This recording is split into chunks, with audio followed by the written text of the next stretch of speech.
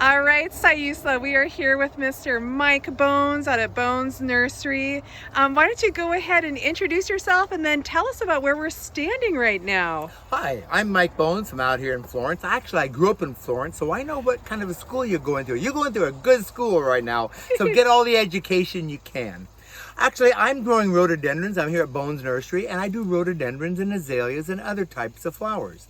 Now I'm into my bonsai area, and the bonsai are normally over in Japan. They take a big old plant and they cut it down and they make it look old and small. What I do, I take little dwarf plants and I put little things into the little pots and grow them on for bonsai. And they're really quite attractive and quite cute.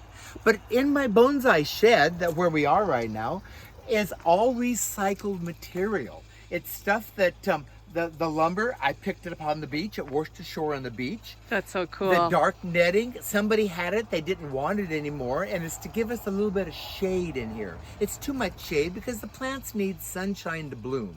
So I'll be taking this roof off before long. This side metal right here, this came from a boat that washed ashore. It was the sailboat thing, and it was no good anymore, and so I have it. We cut it up. It will never rot out. But I recycled, I was able to keep using it. I have one on both sides.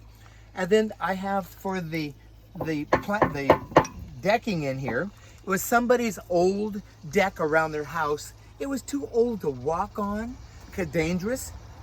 But I thought I could use it in here because it's not, no one's gonna walk on it. I could put the plants on it. So this whole room is a recycled room, which comes in great with Earth Day because we don't want to pollute everything. We recycle as much as we can. Awesome. But it's a great place for my flowers. So come on out and take a look at them. And there's some really nice looking little things.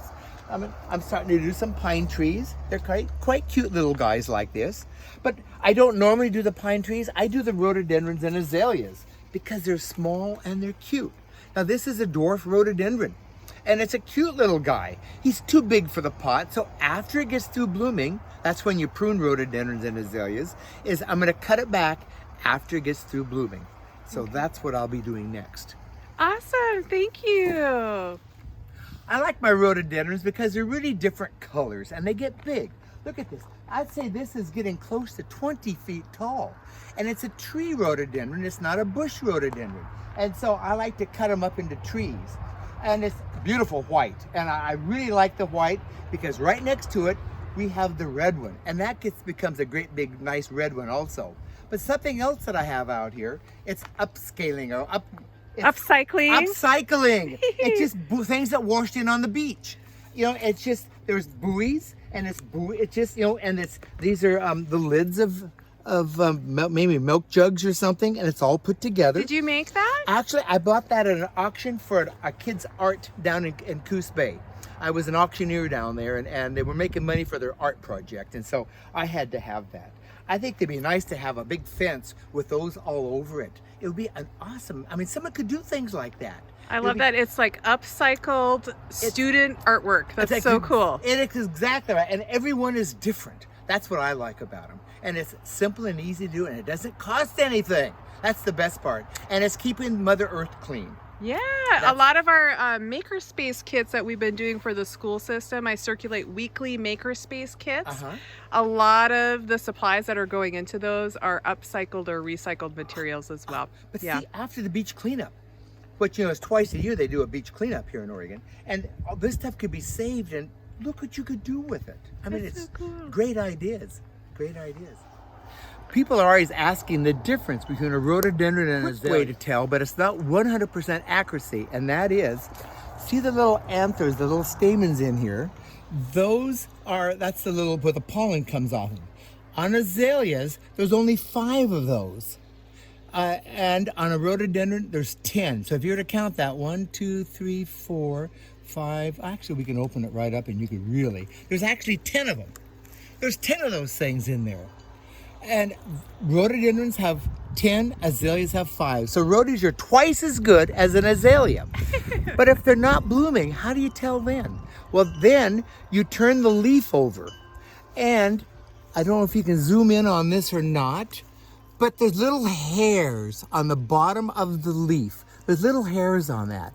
all azaleas have hairs. Rhododendrons don't have hairs. They may have fuzz or something else, but no hair on the leaf.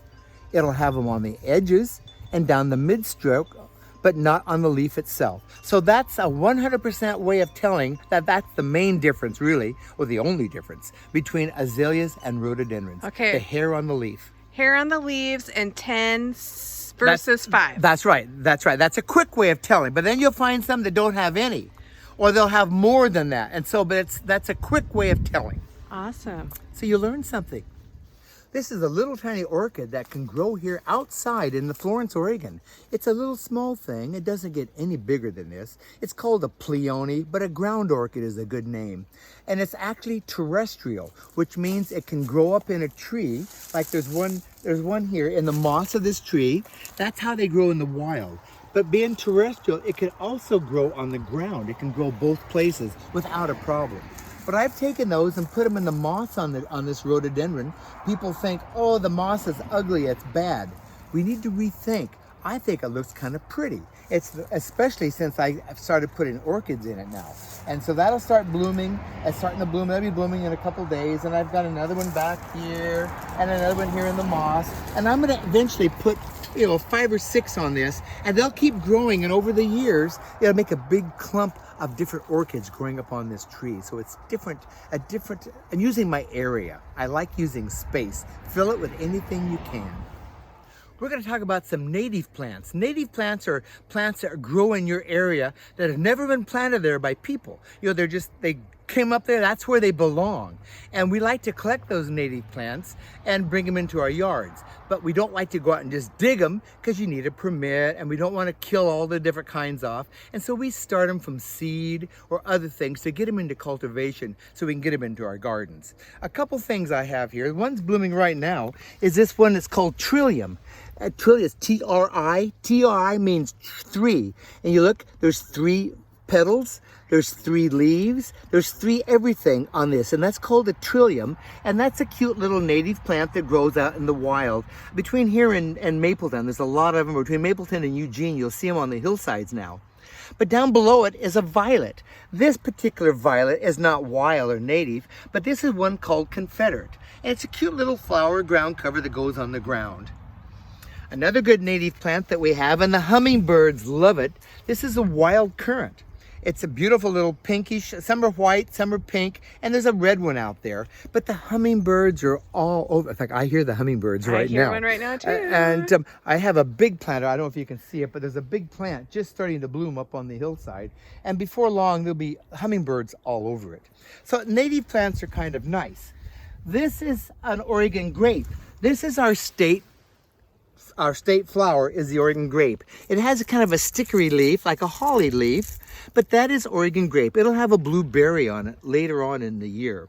So Oregon grape is kind of a nice thing. It has good color. It's not just a green bush. Another good native that we have is the Douglas fir tree. Douglas fir, that is our state tree, is the Douglas fir. And these are some plants that I have. And if you're in school and you bring your folks out, actually I would say the first 50 people that come out with kids, bring your kids, I'll give you one of these Douglas fir trees. It's our state tree, but they don't like growing in pure sand. I plant them. I use old rotten bark and moss. And you just take them like this. You dig a hole in the good dirt about this deep, and you stake them down. And you plant them in, and you water them. Always water something after you plant it. That's a good thing to do. I was going to ask about how old is that little sapling? Is that what we call baby trees? This is only about 3 years old. Okay. I had actually given these. I had picked these up last year to give to the school for Mrs. Green and her class and some other classes, and it was only this tall. But it grew that much this year. Wow. And if you can look, the little new growth, this is getting ready to grow again. Yes, it is. And it will grow twice this year. As long as it gets water, it will go. And this plant can be up to this tall. Wait, so trees grow twice when you say it'll grow twice this year? Normally things only grow once a year. But I think because they're in the pots, I fertilize them and water them a lot, these grew twice. I give them extra care, extra care. But it's an awesome, awesome plant. This is what people use as Christmas trees. A lot of people do. And you can take these and plant them. You can trim them up to make them a little bit more bushy, but you trim them, you would have trimmed them like maybe a month ago, because all this new growth is coming out. If you trimmed it now, you cut off all that new growth and it won't come out. So it's all about timing. If you have to prune these trees up, you do it earlier in the year. Okay. But I'll give one of those to all the kids if they come out. It's our state tree, and be sure to plant it in a lot of good rotten bark. I use dirt and bark together. If for some reason it wants to blow over, you can get a stick, just a stake, and it doesn't have to be very big, and you can take and pound it in the ground, and then you could tie that next to it. Don't tie it too tight, because it will, as this tree grows and it gets to that rope, it'll stretch it and it will go through the bark. And so you just want to get something and just maybe a little string like that and hold it out. It doesn't have to be tight. Awesome. But come and get one of those. And I've got at least 50 of them, so the first 50 people can have them. All right, fabulous.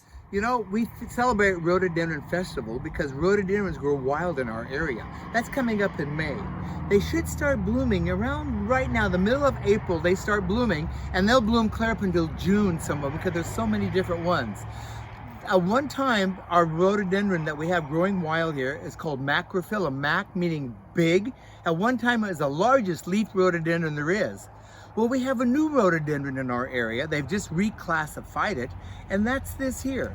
This grows in the swampy, boggy areas. That's another rhododendron. We used to call it Labrador tea.